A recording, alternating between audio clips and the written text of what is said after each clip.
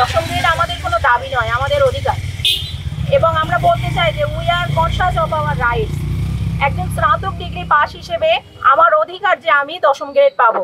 শুরু থেকেই আমার জীবনের শুরু থেকেই জানি যে শিক্ষক হচ্ছে জাতি গড়ার কারিগর। সেই শিক্ষক যদি তৃতীয় শ্রেণীর কর্মচারী হিসেবে থাকে তাহলে সে কিভাবে একজন প্রথম শ্রেণীর নাগরিক তৈরি করবে?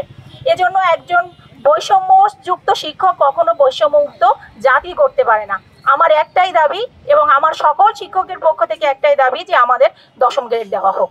একজন সরকারি হাই স্কুলের শিক্ষক যার সার্কুলারে স্নাতক পাস, তিনিও দশম গ্রেড পান। একজন হাসপাতালের নার্স যিনি ডিপ্লোমা পাস করেই নার্স হিসেবে যোগদান করেন, তিনিও দশম গ্রেড পান। পুলিশের এসআই স্নাতক পাশে তাদের সার্কুলার, তারাও দশম গ্রেড পান। প্রাথমিক বিদ্যালয়ের শিক্ষক, সহকারী শিক্ষক, আমরাও স্নাতক পাশের সার্কুলারে চাকরিতে প্রবেশ করি। তাহলে আমাদের কেন দশম গ্রেড নয়? বৈষম্যমুক্ত বাংলাদেশে আমাদের প্রাথমিক শিক্ষকদের উপর বৈষম্য না থাকুক এর জোর দাবি জানাচ্ছি এবং অনতি বিলম্বে আমাদের দশম গ্রেড বাস্তবায়নের জন্য ঊর্ধ্বতন কর্তৃপক্ষ সহ প্রধান উপদেষ্টা এবং উপদেষ্টাবৃন্দের দৃষ্টি আকর্ষণ করছি। সাথে সাথে কাল বিলম্ব না করে আমরা দীর্ঘদিন ধরে আন্দোলন করছি, তার কোনো সুফল আমরা পাইনি।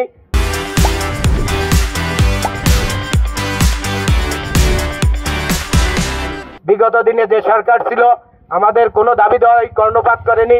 স্বৈরাচারী কায়দায় তারা আমাদের সমস্ত যৌক্তিক দাবিকে উপেক্ষা করেছে। আমরা এই জনগণের সরকার ছাত্র আন্দোলনের মাধ্যমে অর্জিত দ্বিতীয় স্বাধীনতার সরকারের কাছে জোর দাবি করছি, আপনারা অনুরোধ করছি আপনারা আমাদের এই যৌক্তিক দাবিকে অনতিবিলম্বে বাস্তবায়ন করবেন।